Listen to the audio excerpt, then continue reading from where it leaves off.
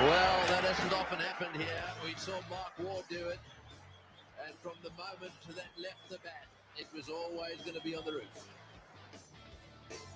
Oh, he's had a go at that one. That one he has hit well. That one sailing way down over the deep long on fence. And a big six it is as well.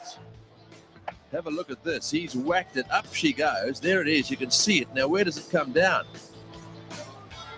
Where does it come down? Indeed. Welcome to the Sports Spotlight. I'm your host, Rizwan. Apologies for a couple of minutes delay there. We are here today, friends, on an exciting day in the world of sports. We're going to be, as usual, we're here every Sunday between 10 and noon, shining the spotlight brightly on all aspects of the sports world. The sporting world for us encompasses international, national, state, local, anything and everything in between. But generally, we do get things going by shining the spotlight. Sorry about that. All right. I, again, need to talk to the suits. Need an intern for the equipment handling here. I think I realized there's a malfunction with one of the microphones. So doing something different today. I hope that you will bear with me. But again, we're going to be shining the spotlight brightly on the world of cricket to start things off. And in a little bit, I believe, there we go. I believe Rahul is going to be joining me in a little bit. There's a match of slight import happening in the world of women's cricket. Yeah, I'm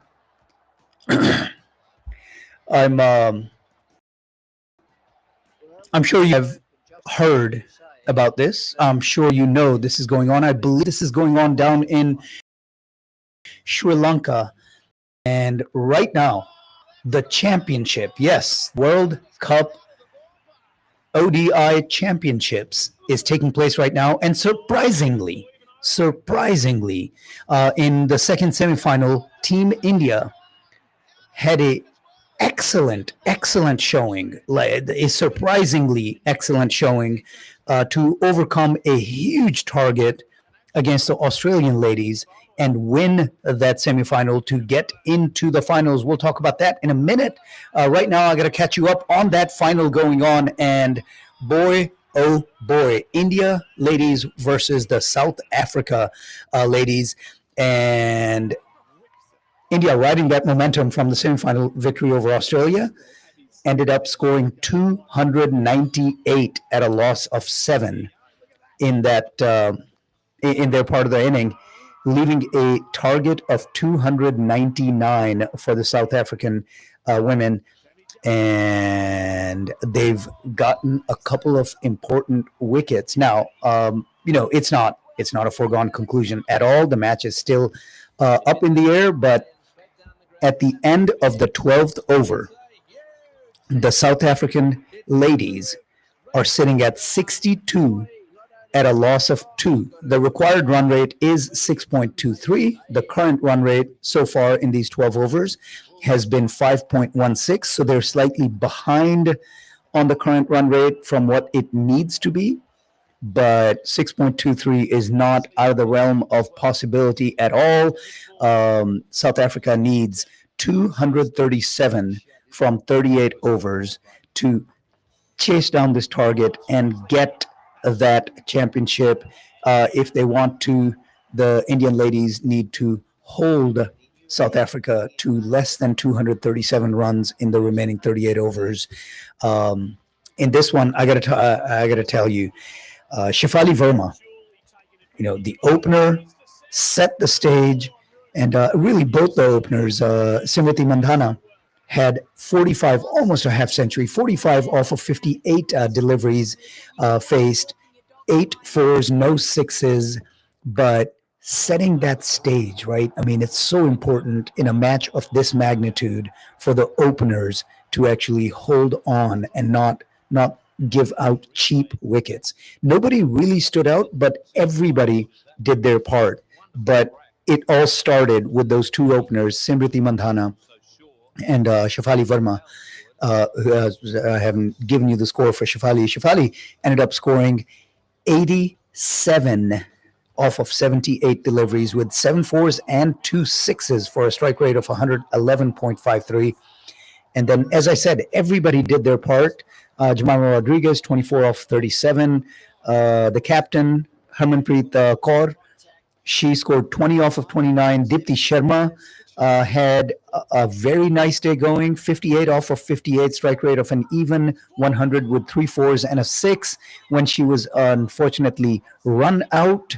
Otherwise, she might have had a bigger day as she was set at that point. Amanjot Kaur scored only 12 off of 14, but then Richa Ghosh came in, the wicket keeper, and really nice at the tail end, scoring 34 off of 24 with 3 4s and 2 6s, strike rate of 141, taking Team India after 50 overs to 298 for a loss of 7. And here we are, as I said, the South African ladies are now sitting at needing 233. They hit a big 4 on the first delivery of the 13th over. So 233 from 37 point, 232 off of 37.3. So there we go.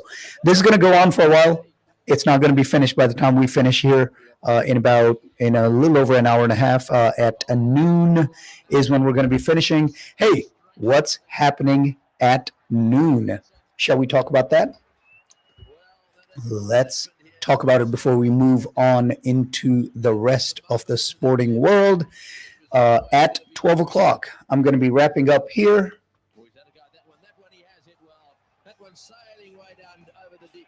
There we go. All right, let's talk about the DFW South Asian Food Festival, shall we? It's a food festival and a Diwali celebration happening today. If you haven't heard about it by now, shame on, I don't know, shame on us or shame on you, because we've been talking about it nonstop, man. So it's happening today. Biryani, Bollywood, and lots of masti at the 5th Annual DFW South Asian Food Festival and Diwali celebration, brought to you by Bindas Services, Marvin Das, in association with Top Shot Events and Honest Irving. There are going to be excellent food booths out there. Yours truly, as well as our very own Gautam Chandra, RJ Gautam. Both of us are going to be emceeing the event. I'm going to be there until about 4:30-ish. Gautam is going to take you deep into the night because the party goes on late into the evening until about 8:30, 9-ish is when it wraps up. This is all going down at the Sound, the beautiful amphitheater set up at the Sound on Cypress Waters over in Capel. There will be mouth-watering food booths and a lively food court, shopping galore, live singing, dance groups honge, free sparklers for everyone. What more do you want? Wait, what more do you want? Free entry and free parking, yes! So show up. The food booths are all sold out, so every single booth is going to be full. There's going to be food, mouth-watering smells of wonderful South Asian food, so do go check it out. That's all going down at 12 o'clock. All right, with that, let's get back to the world of cricket, shall we? Sorry about that. All right, what else is happening? Whoa, you know what else is happening? Yeah, I know what else is happening. Let's talk about this series, this gigantic series between two heavyweights going on. India's tour on the men's side, India's tour of Australia. That's what's going down. So we've talked about it ad nauseum. I'm going to run through this because this all started 2 weeks ago. And, when did we talk? I think the ODI series had concluded. Nope. No. The ODI series was just about done. I want to say, yeah. So the first match, Australia won fairly easily. Rain shortened. It got shortened to 26 overs, and Australia won pretty easily, holding India to 136 at a loss of 9 in 26 overs. They had an easy target that they chased down at 131. The target ended up further reducing on the DLS method because of the outs and all that. So they only lost 3 wickets, scored 131, winning it on the first delivery of the 22nd over.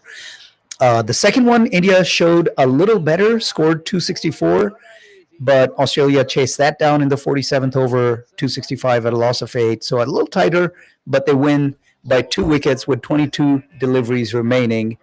And then the third ODI, India held Australia to 236 and then chased it down really easily. This went down last Friday. We talked about it. Rahul was here. They chased it down 237 at a loss of only 1 wicket.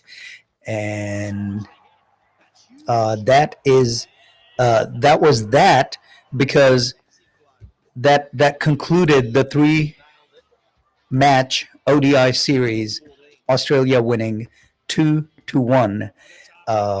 And that started this past Wednesday.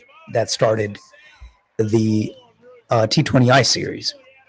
And the first one was rained out. God. Can we stop with the rain, cricket? Can we just stop it?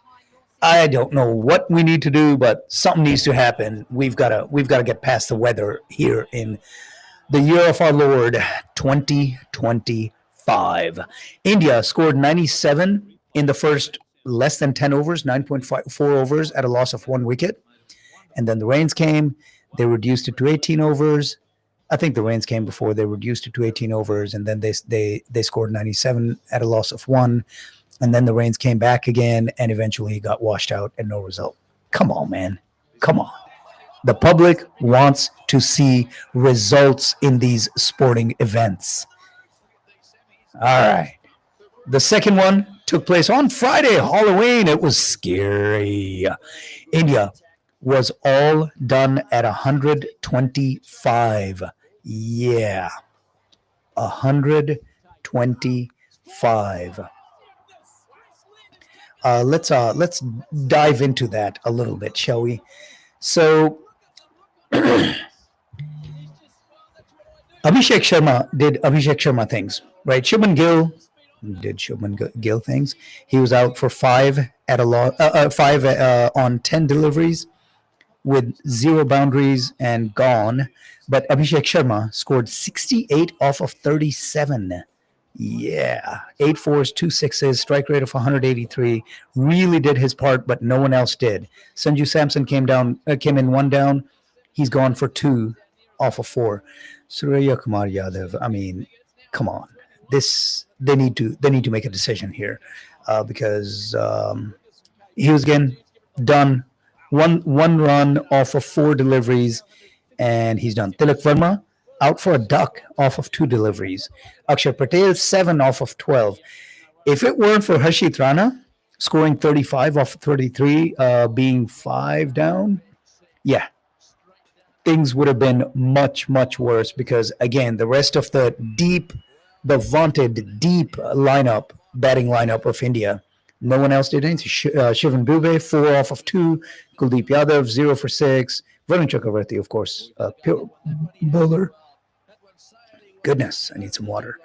Scoring none, facing 1 delivery, was not out but did not score a run, and Jasprit Bumrah came in trying to score a run, got run out on that 1 delivery he faced. So if it were not for that cameo by Harshit Rana scoring 35, India might have been done for under 100. So yeah, that was not great. Not great. Australia having that target of 126, India's bowling made it a little tough, but not too tough.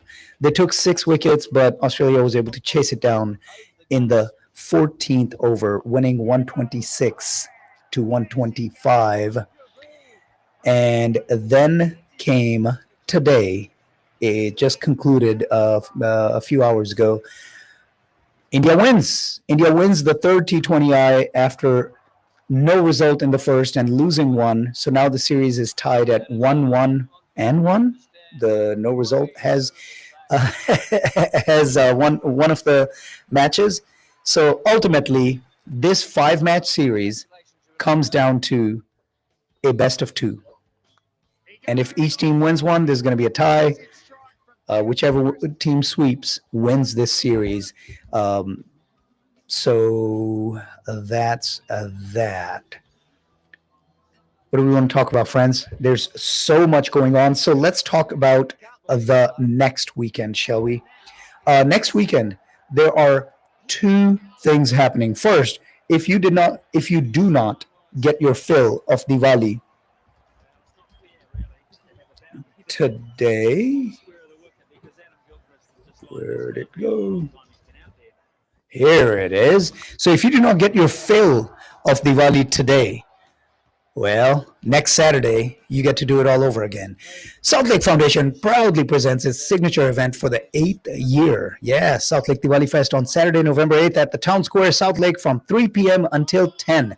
Vibrant vendor booths, delicious food vendors, captivating cultural programs, dazzling fashion shows, breathtaking laser shows, spectacular fireworks displays. Celebrate the Festival of Lights with culture, community, and joy as we light up South Lake in a grand way. You can go for all details, southlakefoundation.org/DiwaliFest 2025. Also, on that same day, something is happening. So this is going to go on from 3 p.m. to 10 p.m. But on that same day, if you're thinking about doing something for a good cause, Friends of Hassan Suleiman Memorial Hospital fundraising gala is taking place Saturday, November 8th as well. This hospital is an example of transforming personal pain into purpose that uplifts others. The hospital will be a 312-bed state-of-the-art tertiary general hospital in the most underserved district of Karachi in Pakistan, with a population of 2 million people. HSMH will provide 24-hour emergency, trauma, and cardiac care. Free care for the underprivileged patients. Friends of Hassan Suleiman Memorial Hospital invite you to this dinner on Saturday, November 8th at the Crystal Banquet Hall in Plano. Special appearance, yes, it's not just a cause, with Rima Khan, as well as Sufi night performance by Fakhr Gil. Keynote speaker will be Ustad Abdul Rahman from Murphy. Where is it? Abdul Rahman Murphy. Tickets are available at friendsofhsmh.org. With that, friends, it is time for our first break.